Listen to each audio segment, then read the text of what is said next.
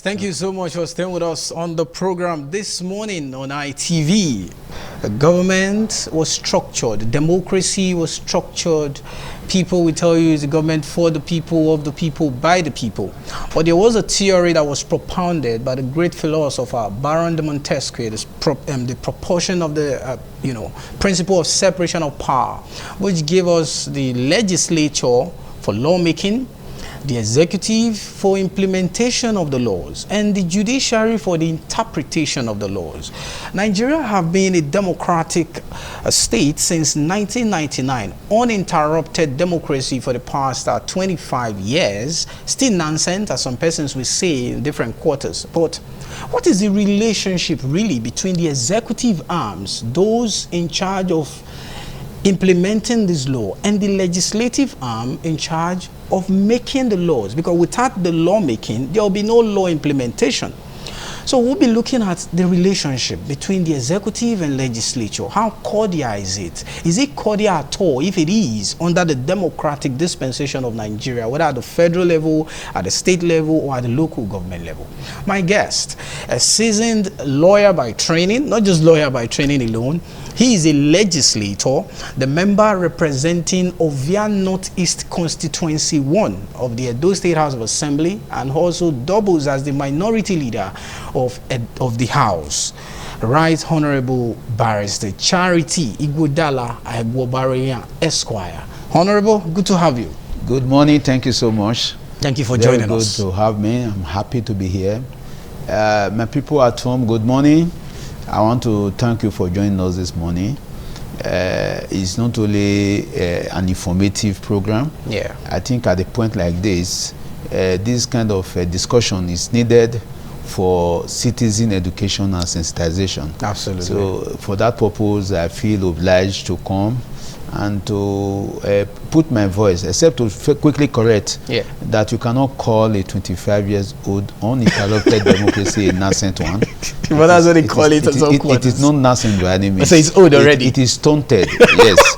If you say it is a stunted democracy, perhaps, but that it is nascent, it does not fall into that category. Okay, so Honorable said it's stunted. Yeah, it's stunted, yes, because in growth, it has not actually meant expectation. Okay. But to be nascent, no, it's not. All right. So I withdraw my statement of nonsense. Stunted. Once again, Happy New Year to you. Let me use this platform to wish you a Happy New Year. Thank you so much. It's a brand new year. The year will look forward to better things. Yes. Thank you for coming. Yes. All right. First off, what is the function of the legislature beyond lawmaking and, maybe they will say lawmaking and oversight and other things? Outside that, what other things do you guys do in the legislature? First, let me start from the beginning so that the foundation will be properly laid. Yeah. The functions of the legislature takes root from the Constitution. As a matter of fact, the legislature is that link that misses if you are not talking about democracy. That is to say, it is the legislature that assures of democracy. Okay. To that extent, the Constitution of the Federal Republic of Nigeria, particularly Section 4 thereof. That's Chapter 2. Yes. Stated clearly the powers of the legislature. Okay. Then, Section 5 talks about the executive powers. Then Section 6 now stated about the judiciary.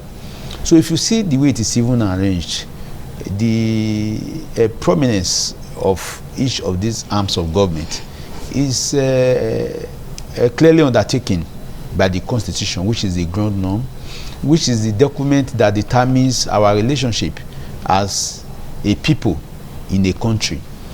And that Constitution factored that the country legislature, that is the legislative arm of government, is primus inter pares. Okay. That is the first amongst equals. And the function of the legislature is clearly spelled out. It is still mainly that in broad terms, even though we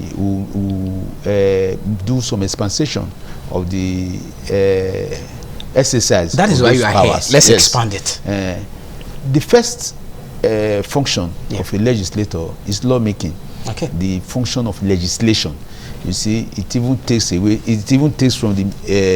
That is, the name itself is tied to its function. Absolutely. Legislation. So legislation is about lawmaking. That is the main one. The second important function of a legislature is the issue of representation. Your legislature is your first voice. As a matter of fact, it is the closest to the people. The temperature. So they are closer than the executive to the people. By far. The constituents, the first person you meet when you have issues is the legislature. The person representing your constituency. The legislator representing your area is the person that actually will voice it out. Is the person that will say, this is what is painful to our people. Some months ago, it became so recurrent in my ears everywhere I go to about the challenge at Ovia River. Our constituents, like my constituents, for example, were very, they were not happy at all at the state of the bridge and the consequent challenge of having to face blood every other day because of the avoidable accident that was going on there. So because of the incident caused by our people that, Honorable Charity, please, at a time like this is the most difficult aspect of our life now. People are dying. Yes, they may not be constituents, but they are human beings. They are humans. They are Nigerians. We are being dehumanized by having to see death, avoidable death every day. Life is becoming too brutish, nasty and short. You know that. So as a result of that, we intervened. And in our representative capacity, we did a nationwide media coverage of the state of that bridge. And believe you not, in less than 2 weeks after that national outcry by us, as representative of the people, that I mean the sagacious people of Ovia Northeast 1 constituency, the government came from, they woke up from its slumber, and as we speak, the place is passable. Even though the standard we gave them, it was not what you got. The standard we gave them is that of the 3rd mainland bridge in Lagos. But they were able to make it passable. As we speak, the place is passable. The place has been refurbished. That is the area of representation. Then we now go to the other area, the oversight function. A very cardinal function of the legislature, as couched in our constitution, is the issue of appropriation, what the general people call budget. So the legislature is saddled with the responsibility of looking at the resources expected in a year, and looking at the needs of the people. And because needs are insatiable, human ones are insatiable, we look at what is available and apportion it, and of course across constituency line. So you see every legislature is struggling. Let this thing come to my constituency, let this thing come to my constituency, and that is factored into bringing what we call an appropriation bill. The bill is from the executive. From the executive. Then the bill is presented as a document, like a proposal. As the representative of the people, look at this appropriation bill and ascertain if what is allotted to each sector and a part of the state is appropriate. And the legislator will sit down, look at it, and approved. By way of approval, they have passed a law. The appropriation bill is passed. Then by the time the governor put an assent to it, it becomes a law that must be implemented in the year. That means every other project that is captured in the budget for the year will now be executed by the government. Okay. Pending availability of funds. Because you see, it is a projection. It's an expectation of what you will get. Yeah? Because if that does not come, then the doing will not be possible. Absolutely. So that is a very cardinal function of the legislature. So having passed that budget, it becomes a responsibility on the lawmaker to ensure that what is captured in that budget is reflected on the ground. In reality. That's what they call oversight function. Okay. So those are the three main functions of the legislature. Okay. That as of today, that is the three constitutionally bestowed function. Lawmaking of the representation and oversight function. Okay, the three cardinal as of today, like you said, because you were there. So hearing from you makes it more elaborate for the understanding of the people. Now, let's now start going to the connection between the executive and the legislature. How cordial can you describe the relationship of the executive under this democratic dispensation, whether at the federal level, the state level, or even at the local government level? Do you think it is cordial enough? Because I have more questions to bring out from that cordial relationship. Give us an insight as a legislator that you are in the legislature. First, let me do an overview before I specify. Okay. I will think that the term cordiality should not define the relationship between any arm of government. Okay. It is not really, it is not the best term to use. Because if you say cordial, it seems, maybe there is one relationship that need to husband and wife relationship. Exactly. What I think is about your function. Okay. Are you doing your own? Yeah. Am I doing my own? We should not be fixated, because there's a reason I'm saying this. We should not be fixated with cordiality. We should be more interested about function. Okay. Are you functioning properly? The way you should, the way according to the Constitution. That the Constitution apportioned your function. Yeah.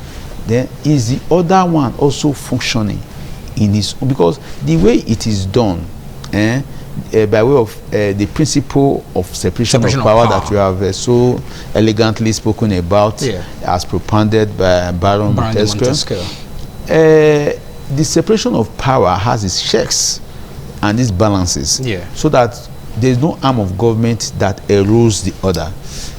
Everybody is doing their own, but ultimately everything coming together for the common good of the citizenry.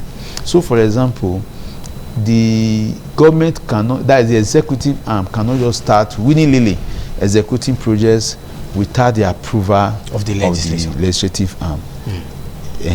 So it is not also possible for the legislature, for example, to just wake up one day and start functioning in executive capacity. So everybody is in his stuff. So there is this mutual respect and there's allowance for everybody to function. That way, the people will have confidence in the system. Okay. Then there is assurance of liberty. Then there is this, even if it is not true, but there is this similitude of transparency and responsibility. Okay. Then by the time it becomes so fused that you can hardly separate the legislature from the executive because of this hyped, overhyped, what do you call it just now? Cordiality. Okay.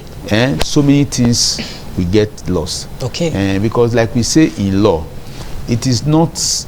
Justice is not what is done; it's what seems to have been done in the eyes of the people. Let it be seen that the legislature is separate.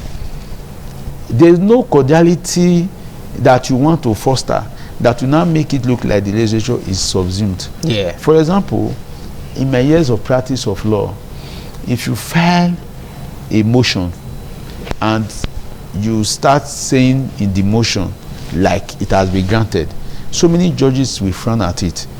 He say it is presumptuous. Presumptions or prejudice of the judicial process. It is presumptuous. You are already assuming that I will grant this motion. What if I did not? What if I do not? That is the challenge I have with the word cordiality. Not only cordiality, okay, with the function of the legislature and executive in Nigeria today. Okay. Because there is this this belief that whatever go there will be approved. Exactly. We will still get there. So I do not subscribe to that kind of relationship.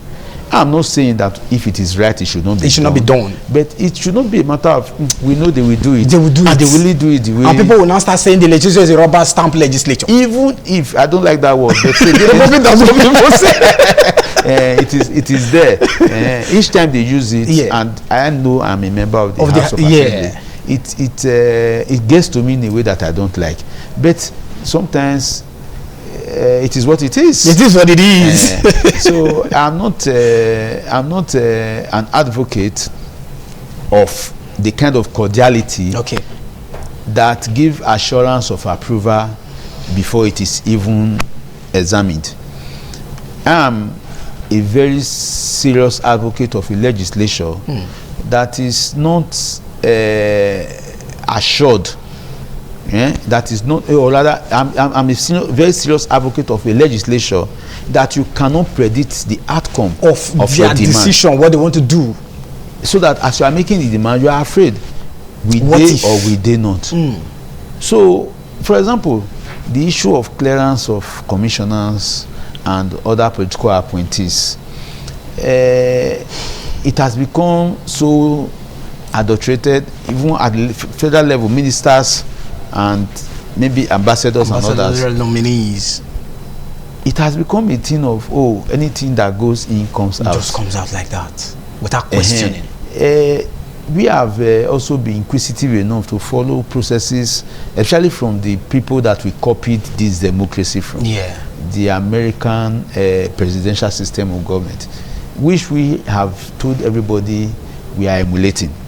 They are our stereotype that we are trying to follow. If that is the case, we should follow them properly. And when we say so, I start remembering the song by Fela Anikulapo Kuti, that is this democracy? That is perhaps demonstration of grace. Why did the white man not tell us that this is not how the democracy it is practiced in their area? Yeah. People no go vote. How we can get this big numbers? All those kind of things. If you are going to follow a person, you should follow the person well. To the extent that even in the Christian faith, if you're copying, you should copy well. Even in the Christian faith, if you want to be, you are a Christian, that you want to be Christ-like, people should know it by your action. Absolutely. Not by your mouthing it. Oh, I'm a Christian. They will look at you and say, oh, he's Christ-like, he's Christian. That was what even happened in the Bible. That's how the word came. They were behaving like Christ in Antioch, so and they called them Christians. If you want to be a democratic government built in the form of the American system, then we should act it. In America, if you are to be appointed into any political office, you are afraid of yourself, because the way you were born, all the things you have done, history is there.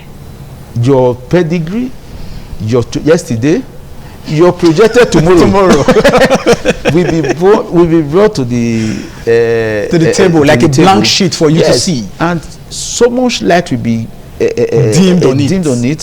So there will be a proper illumination of your person and your character. And a projection of what is expected. Even family background. Everything. So, why is it that in Nigeria, because of the issue of cordiality, everything goes garbage in, garbage out? To the extent that it is even assumed that before the executive brought it, they would have done the check now. If they did, why are they bringing it to you? That's a bigger question. Yes. So why are they bringing it to you? How come that it is after the a clearance that will now start hearing. After the purported clearance by the executive, by the legislature, I'm talking about national now. Yeah. Then we'll now start hearing so many things about the people that were cleared. And now people are now telling you about even lack of security clearance. Yeah. In most cases. So how come at that point of interrogation at the legislative arm, these things are not found, faulted, and the application perhaps rejected or modified? So I will not pursue cordiality. Okay. I will pursue function. Functions, yes, rather than cordiality. Cordiality.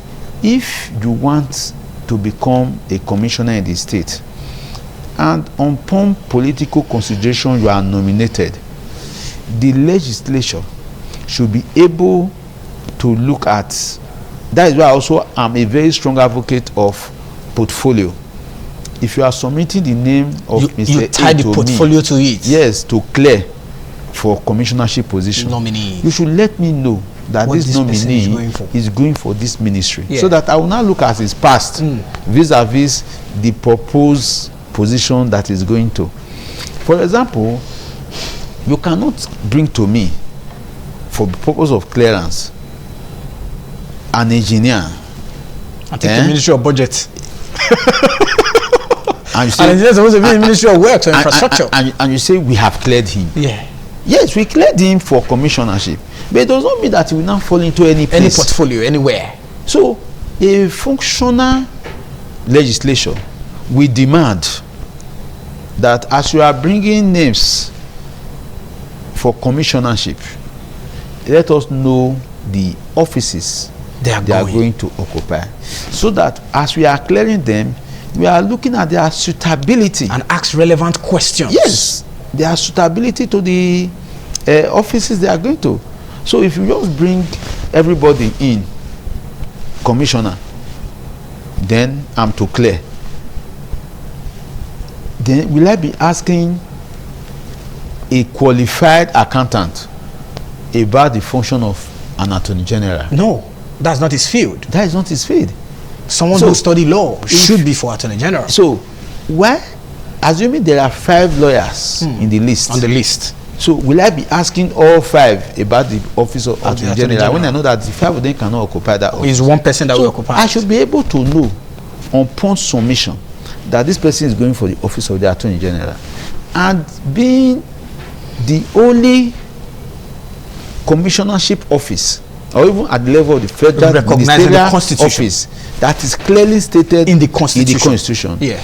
I should know that this person cannot just go and take that office without proper scrutiny. Absolutely. So my question is, should not be geared towards a position that is so sacrosanct that the constitution found it worthy to be mentioned. And you know, some of his function is even clearly stated in the constitution, like the power of knowledge prosecuting. I should be able to know whether this man is somebody that we abuse that kind of power, because he's so powerful. No, knowledge prosecute is extremely powerful. This is a power that is not subject to review. It's not. The attorney general will say, you kill somebody, you can go home. You're set free. And you go home. And you just go. So who should be that person? Without presidential pardon, who is the person? Who should be that person? It should not be an ordinary man. True. It should be somebody that can carry the toga in a way that I'm not afraid that he's going to abuse the office when he gets there. So if I don't know who is going there, how will I ask the person? Amazing. So you see, functions are no longer functional because of cordiality. Because you are cordial, we don't want to seem like we are against the governor. True. That can never come into contemplation. And unfortunately, it is at the center of many of the discussion and processes at the legislative level. The fear of offending the executive. We should not talk about offense. We should be talking about, are we doing what is right for the common good of the state? Are we pursuing an agenda that will make Nigeria better as senators and as members of the House of Rep. If a thing is brought to the table, is our first allegiance to the people of Nigeria or to the president? Are we standing on the mandate, or are we standing on the welfare of the people and good governance of the country? So those are things that should agitate the mind of a legislator every day. Yeah. This law we are going to pass, is it for the purpose of employment of the boys, or for the purpose of making life better for the people of the state or of the federation? Because we have to make the distinction, that whereas at the national level there is a bicameral legislative structure where you have the House of Rep and you have the Senate. So ordinarily you would think that because of that dichotomy, processes will be more cumbersome, maybe not cumbersome, but processes will be more critical. Exactly, critical. Okay. Because after one house, it goes to the second house. Yes, I prefer critical. Okay. It will be more critical, and it will be more responsive. And reflective. The mistake that was made at the upper house, the lower house can correct. Yes, reflective of a better censor, that people have looked at it very well and critically analyze the pros and the cons, and that at the end of the day, what comes out will be better. But you see, most of the time, what we see happen, especially at the Senate level in this dispensation, is leaves more to be desired, because that is the collection of some of the best brains in the country ordinarily. The Senate was first practiced in ancient Greek city, and it was a body that was populated by the oligarchs, the people that have made it in society, that made it in life, the big boys. And you see, that time making it is not like all this sudden wealth we now illegally or from different men. Then it was a function of industry, it was a function of enterprise, it was a function of dedication. Sometimes it even comes through the family line. When your father is a rich man, your father is able to sustain that. In short, it goes to 5-6 generations of successive industry. Wealth, just like that. As a result of that, there is a deliberate training.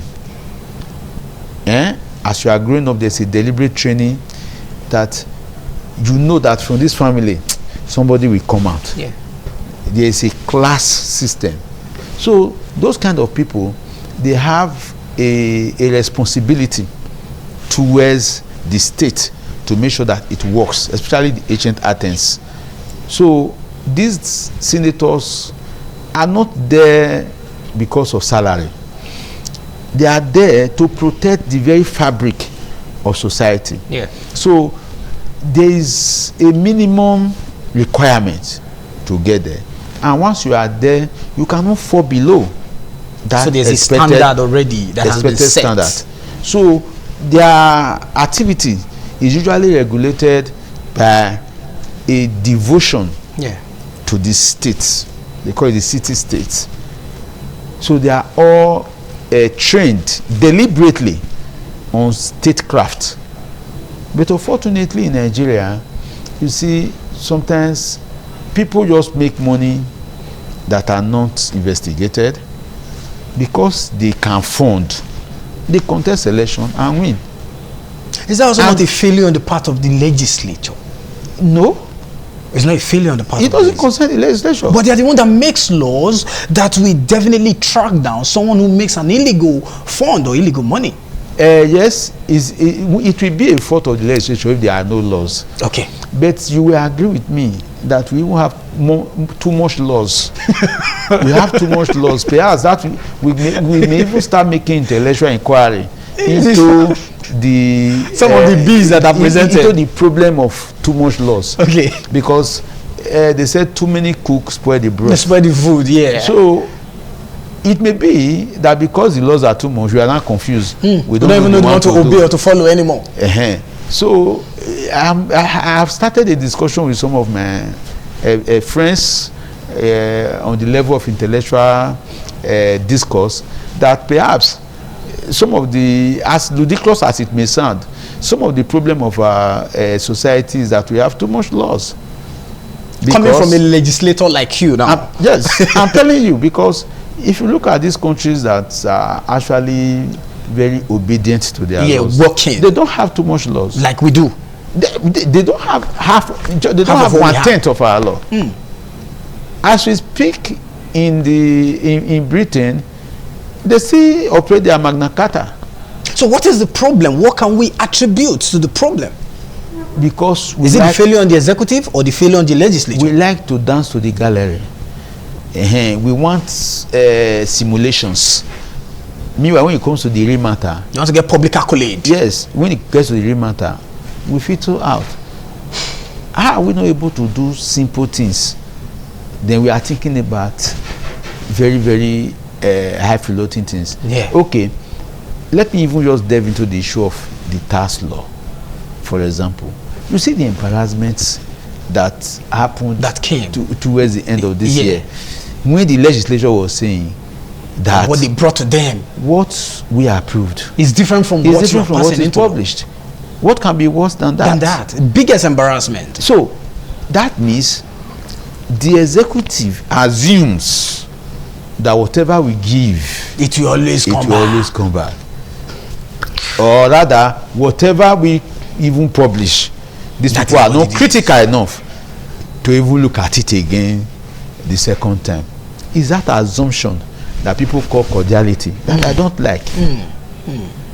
Because if you have brought an executive bill by way of a tax reform, and the legislature being the representative of the people, I told you about the representative function of the legislature. I have now looked at it and said, okay, tax, well, it is a global phenomenon. It's a global phenomenon. What everybody does. So let it not be that we just shove it, even though the condition for operating a taxation regime like they are proposing has not been funded in Nigeria. We don't have those things. We don't even have the ground, the standard to begin with. All those cash that the other people do, that gives them the moral justification to say, you that have, come and pay tax. Because is this one that we are taking from you that we want to use to take care of those that don't have? We don't have them. How do we treat our poor? Because where we are talking about, the people we are quickly referring to as collecting tax, usually collect the tax to take care of the poor. And the people you call poor, it may not be poverty as a function of not having money. Not having money. It may be a disability. It may be people in the hospital that cannot pay their bills. The man that has been paying tax to take care of others may not need more money than he earns, and he takes from that one because he has been contributing. That way, taxation is not a pain. But by the time you know that this my tax is going to buy fuel for somebody's private jet, so you'll be angry about it. It becomes a challenge. Exactly. You are taking a tax from me that I should use to buy meat in my soup, and you are not using it to someone buy who is buying a jet A1. You are not using it to buy a live goat for your pet. Wow. So me, I cannot eat food as a human, but your pet is eating a full goat. Then I will not be happy. So as a result of that, the legislation and say, okay, let us look at it. Okay, this one passes, this one does not pass, this one does not pass. Then you now want to go and publish from our behind. From the going to go and publish a law that is not the one approved by the legislature. And you see, they've killed it. Nobody is talking about it again. The whole matter has been the implementation has started already. In the name of cordiality. I don't like that kind of cordiality. What I want is function. What the legislature should do at that point is to strike down the law. Okay. Because it becomes an illegal construction. But do you think they have the will to do that? That is cordiality. And that is what keeps the function. Because the business of lawmaking is a sacred one. Very, very sacred. Because that's why it is called the hallowed chamber. What you are doing now is what God did at that mount. Yeah. Handing over the laws to Moses. That my people must abide by the law. it. And failure, because it will not be law if there is no consequence. Failure to abide by it, there are consequences. Okay. So on earth you are not taking the function of God. You are not going to look at a certain problem in society and you design it into legislative form. Yeah. And in legislative form, you say this is how life should be conducted. If it is not conducted like this, this is the repercussion. It takes the highest level of the sense of responsibility to do that. Because you are one of it is this: you are afraid that perhaps this law haven't been made. Yeah. May work hardship on a certain demography. You must think about that. That this law that I'm passing, is it going to be giving equal justice to all, everybody? If not, the people that are not caught in this cage of responsibility, how do we cater for them? Okay. The people that are in offense, that is people that breach the law, what kind of punishment should be melted? That will be melted, that will be reformative. I'm a very strong advocate of reformative justice instead of punitive justice.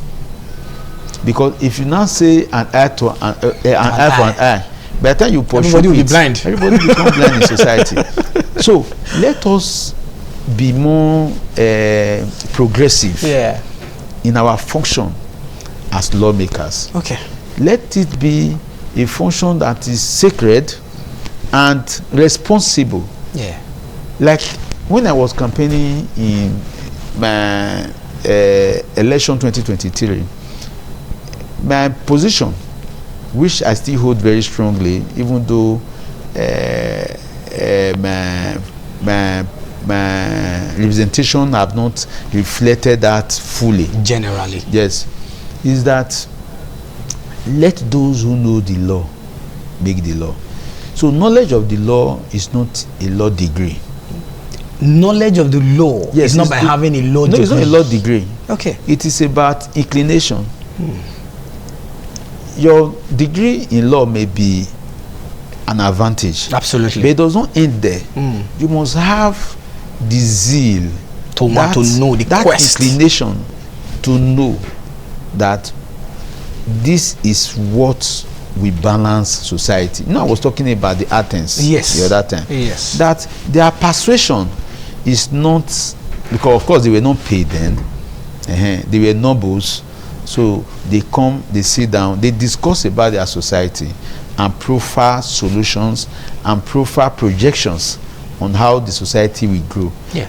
As minute as the thickness of a road was legislated on.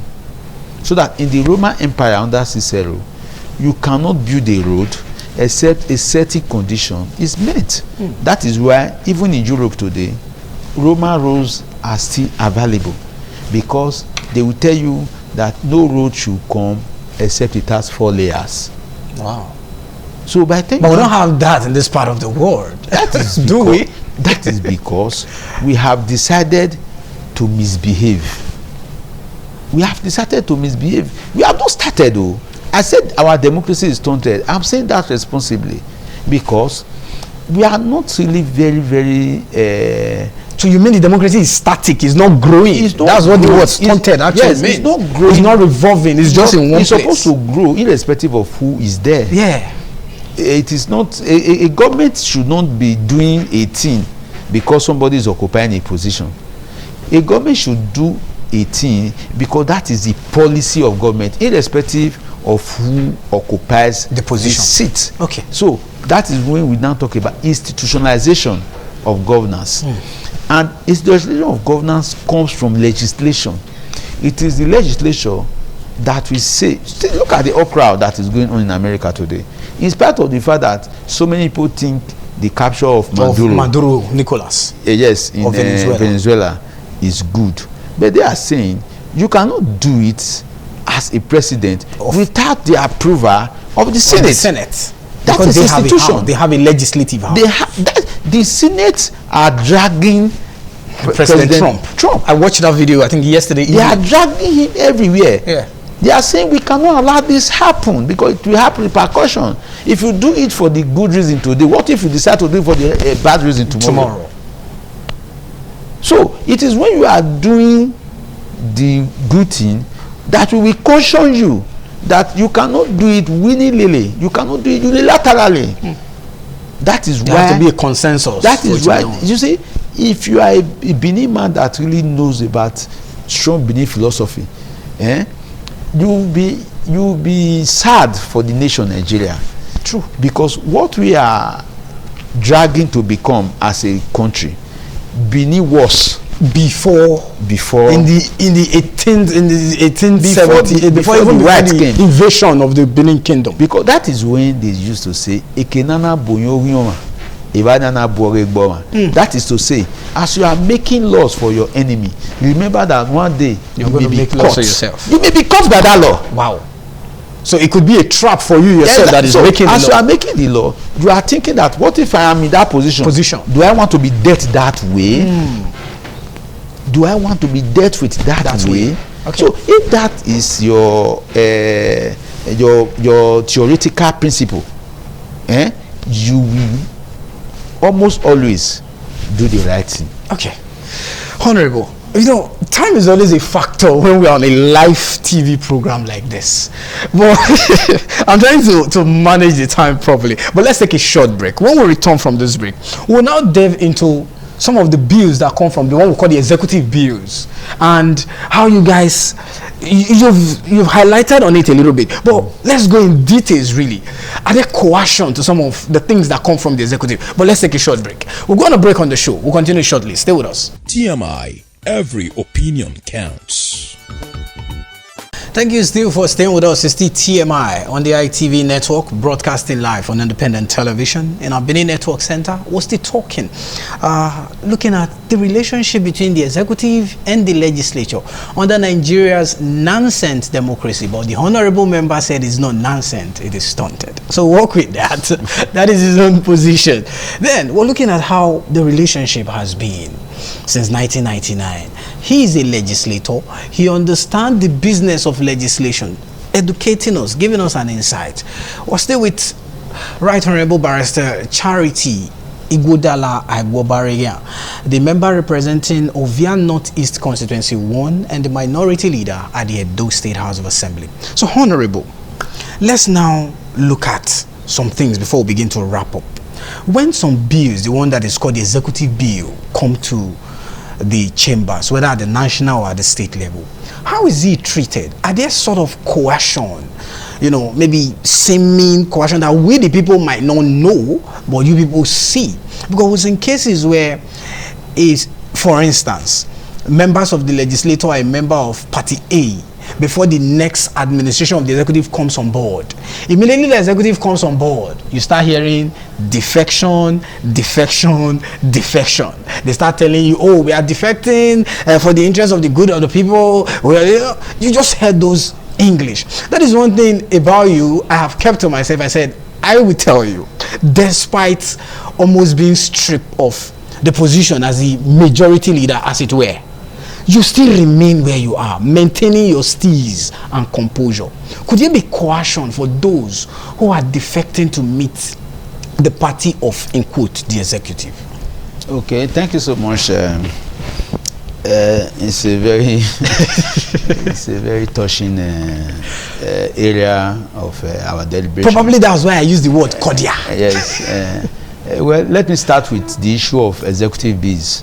And I want to state categorically and with all sense of responsibility that executive bills ought to be the exemption, whereas legislative bills, that is the one sponsored by members of the House, is supposed to be the general term. Okay. That is why I stated earlier that in my campaign, I told my people that let those who know the law make the law. Make the law. But upon getting to the House, I discovered that it's a different ball game. Entirely. That aspect of our legislative life, I don't know too much about the national, but I know it is better there. Or I know a certain number of people that are able to sponsor bills, and the bills are passed into law. It is not so good. Let me not also use it generally in the Edo State House of Assembly. Our daily practice here is that most of the laws that are passed, even if it is conceived by a legislator, it is safer for you to go and take it through the executive. Okay. Because if you want to sponsor it personally, you may have a problem of two-third majority in the spirit of this cordiality. This one that Honorable Charity is sponsoring this bill, are you sure the governor wants it? Wow. Yes. So you need to pass through. So to be safe, go and bring it through the executive so that it will be the governor that is bringing it. You know, because the governor said so. Yeah. Because at least I've served 2 governors. None of the two of them, Governor Godwin Obaseki, Senator Mode Okpebolo, none of the two insist on a bill being sponsored by them. None. And I'm sure that if those bills are passed, they will not also have a problem assenting to them. Yeah. But it's the problem of the members of the House. Assembly. Because so your own fellow colleagues now. There's this thinking that, you don't want to offend the governor. But my question always is, how does doing the right thing offends someone else? That's a big question. Why are you now thinking?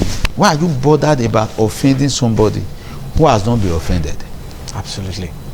Because in my more than 2 years of legislative representation, I have not also seen any of the 2 governors reacting. At least I will know, because I was the majority leader. If anything like that is happening, it's through me that it is said. Yeah, the then majority leader. No was said when I was majority leader. Even now, as minority leader, I'm also a very close friend to the majority leader. He had never mentioned, whether directly or by insinuation, that the governor is not happy with the situation. But unfortunately, it's the people that should take charge that are afraid that this thing that I want to do, I don't know whether an assumption. So it now goes to the issue of why is it like that? My fear is that it is the problem of politics other than legislation. The politicking and the politricking, as the case may be. So it is about this desperation and uncertainty that perhaps my work is not enough to return me again for a second term. So let me massage egos, and I'm not also going to risk my return for anything. So I have to return. So if I have to return, the governor, by many means, the governor will be cardinal to it. Because for most political parties, the governor is the #1 leader of the party, in the state. And if the governor is the #1 leader of the party in the state, is going to be cardinal to the nomination of a candidate. And if it's going to be that, you must be in his good book. Because if he has tagged you as, oh, this one, this one, black sheep, I will not allow him go. You're not returning. You are not returning. So everybody is afraid. I don't want to do anything that will make that will offend the governor like that. Even when the governor have not said so. So they are not the one assuming for the governor. So it is not the people, I must say, and responsibly so. That is not the government. Let me just put it to governor. Let me not say executive. Executive is too. It's too broad. So we're looking at upper, national, and it is state. not the governor that is saying don't do it. Okay. It's you that is saying I don't want anything that will make the governor think that. And that is also what led to the issue of defection, as you said. Yeah. That, oh, this one that I'm in this party, I don't know at the appropriate time what the position of governor will be. And I don't want to be contesting an election that I'm not assured of return. So instead, let me go and join them. If you can't beat them, you join them. But one of my uncle will say, if you cannot beat them, you leave them.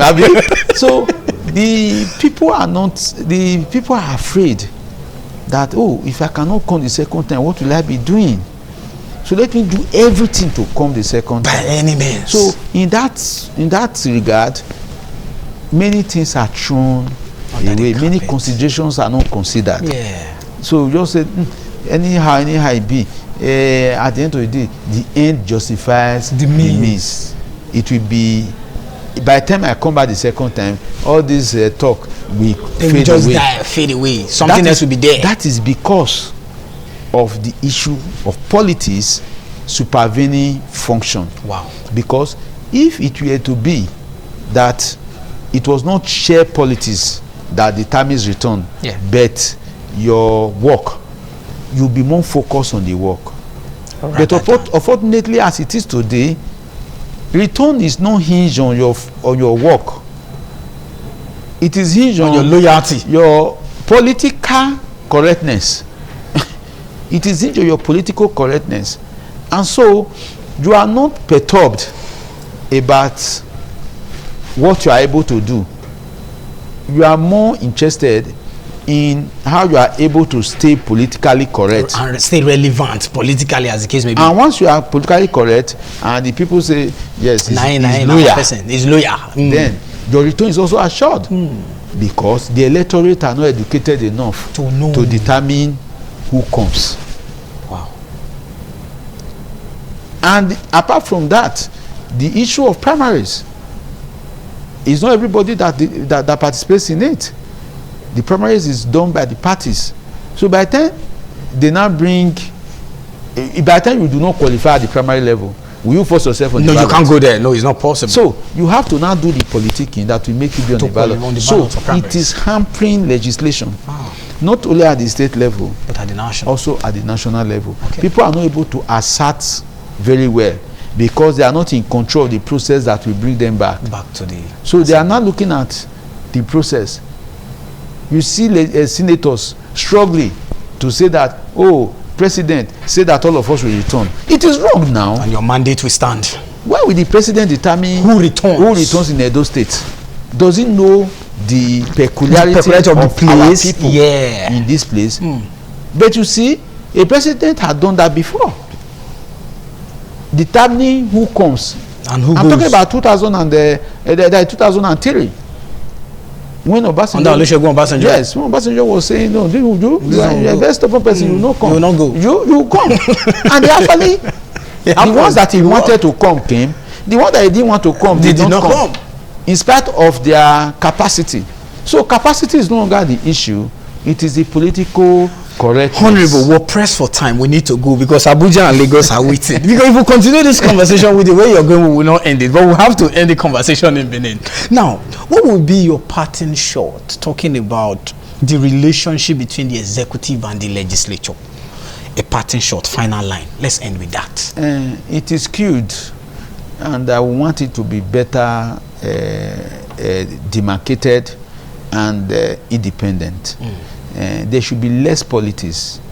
There should be more functions. There should be less politics. There should be more functions. People should be allowed to that is function in their position as legislators. Okay. By way of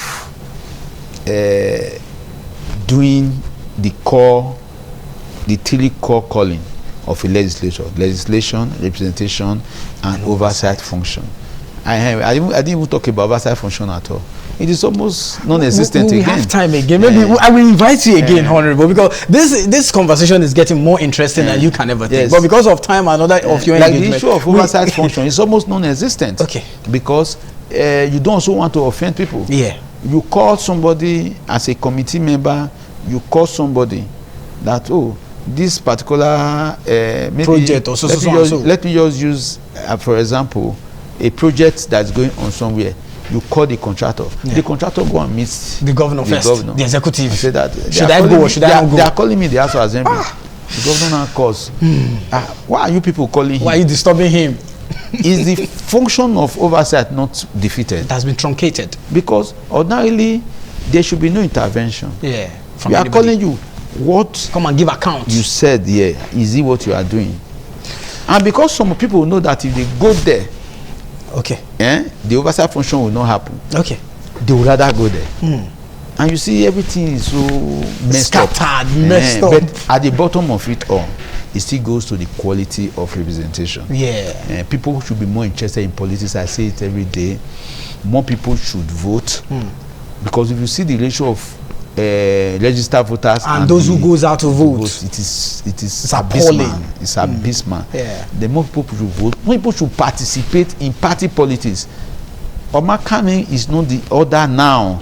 You have to be involved. Yeah, how can you be educated and illiterates are not determining who goes to represent you? Absolutely. That is absurd. Then you are trying to build a paradise in hell. The heat of hell, you met it. The heat of hell, we met your paradise. Yeah. You go and build a very fine house and paint it white in a road that is not tarred. The splashing from there's no electricity. The splashing from the road will kill it. So, man, at the bottom of everything is politics. Let more people be interested. Let them get involved. So that more credible structure will be on so that when the man is assured that if I do well, no matter who is what, I will be returned. He will do anything he wants to do without looking back. Without batting an eyelid. But by the time you know that if I do this thing now, I don't finish you. Sorry. Then you start backtracking. Pulling back. And you also will not blame him. At the end of the day, at the bottom of it is survivor. At the bottom of it is survivor. Honorable, well, I was saying before we go, but my director said the conversation is getting interesting. But let's just touch into 2027.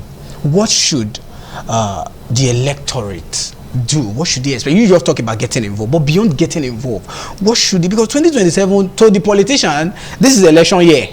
But to the electorate, this is 2026, pre-election year. But to the politician, it's election year. No, this is the real year. This is the year of politics. Politics and politics. Okay. Next year is for the non-initiates. Just go there. The non-initiates.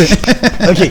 Just say something about 2027. We've seen defections, we've seen basketballs here and there. Just a little of your insight for 2027. For the people at home, what I want to say about 2027 is this. Look at how you are now. Yeah. Is this how you want to be? If it is how you want to be, in law we say status quo. Status quo, it remains. So if it is not how you want to be, then you must take action. And it's only you that can take that action, and nobody else. Look at everybody that is presenting themselves. Look at their past. Look at their present. And now say, is this person going to be able to pursue what I will like? Then if it's the person that can pursue it, follow. If not, you should have the courage to change what is not good for you.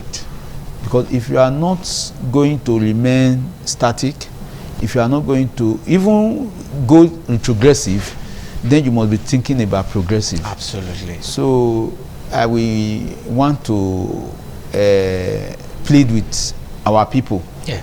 Much as it will be sounding recurrent, that we must participate. That is the beginning of it. We must participate because you can only rig where there are no people. Absolutely. I was here in Benin, in short, in my village here at Ekiadolo, on the day of the national election. arm of the PDP, and the PDP was governor in Edo State As at that time, and my unit was a place that I called my own, because your ground. It's very close to my father's house. I stroll, go and drink water and come back. But when people came that day, even women that I used to dash money to buy things, they said, we are going to vote for that Igbo man. I was in the PDP. There's nothing I did not tell them. Even me as a candidate of PDP that day, I couldn't win my unit. At the national level, that's for the presidential election. Yes, I won in the Senate, I won in the House of Rep. But for presidency, they voted for the Labour Party. People that came, why would you even start now? The people that came to vote, I have not seen that number of votes before. People came from as far as there were some boys that came with GLK. They came from as far as what is it called, PZ Road. Saple Road down to Ekiadolo. You know, they were not registering online. Yeah. Oh, they have to do to somewhere closer to them. So when they couldn't choose where they were taken to. But even though they registered at PZ Road, at Saple Road, they came to get a lot of vote. And the boys, about 10 of them, they told me that they slept in a hotel just to vote for the person they wanted. That is the kind of patriotism that I expect now. Okay. That is the kind of passion that I want people to put into it for any of the candidates that they prefer. Let it be that, because even as a shifting, I'm one politician that do not like tampering with results. Absolutely. I do not like it. If I win, I win. If I lose, I lose. Let it be that I'm representing the people that wants me, not foisted on them, because you first of all have the problem of legitimacy. Yes, sir.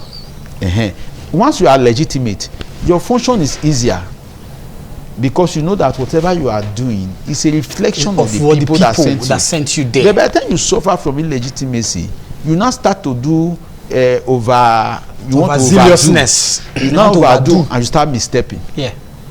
So on that day, in spite of all my preachings, there was nothing I could do about it. Election went on. It was counted. They waited though. They defended their vote. They waited to defend their votes. to defend the vote, and the result came out. It was it was what it was. In the whole state, you saw the result. Landslide. The Labour Party won landslide in Edo, in a party that didn't even have functional offices. Whereas the two main parties that had functional offices were looking at scans. So at the end of the day, it is about the people. Honorable, we need to go, but we will still have more time for some, because like you said, to the politicians election year, we'll have more time to also delve into conversations like this to enlighten people. Thank you very much, Right Honorable Charity Ighodala Aigbobareyan, the member representing Ovia North East Constituency 1 at the Edo State House of Assembly, and also the minority leader of the house. Thank you very much for joining us. I appreciate your time. I'm grateful. I thank Edo people for listening to us. All right. And I hope that they follow as we have said. Thank you. Thank you, Honorable.